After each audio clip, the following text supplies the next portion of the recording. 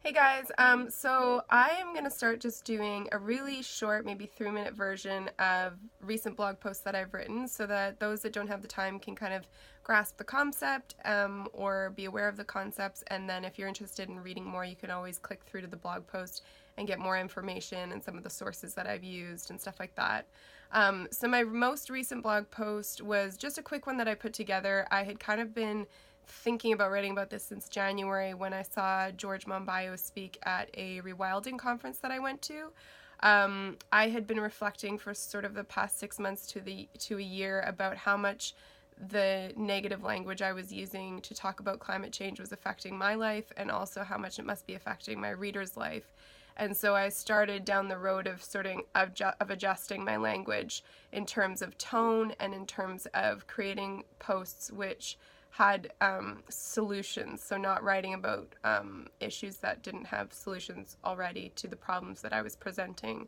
And I did this for me, and also did this for anyone who has been following my work since 2016 when I started writing about climate breakdown. But upon hearing George talk, I discovered that he had started using new words to describe climate breakdown or climate change, because a lot of the words that we use in our writing and in our speech don't define the problem in one word. And so having words that define the problem in one word allows our speech to have much more of a stronger and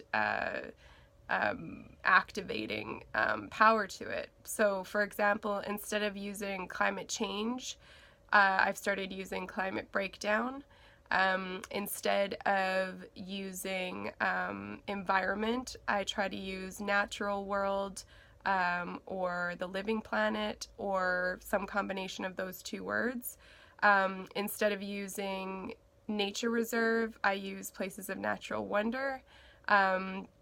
Instead of referring to plants and animals as stocks, or using any words that have to do with sort of referring to a plant or animal as something which has monetary value, I use earthly kin instead.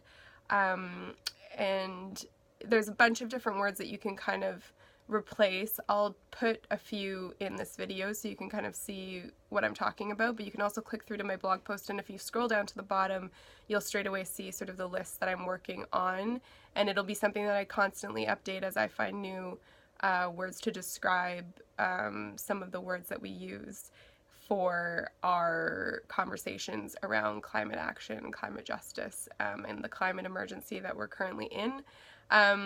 So that's kind of like the gist of what I wrote about on my blog post and on my Instagram. You're welcome to click through below. There's a little bit more about some of the history of language and how it affects us and how the English language is devolving as well. So it just sort of expands on this idea to help inspire other people to start adjusting their vocabulary and giving climate action a little bit more power than it has right now. Anyway, I hope you found this useful. If you enjoyed the video, please subscribe and give it a like, or whatever you're supposed to do to help other people see it. And I'm wishing you a beautiful day. Take care.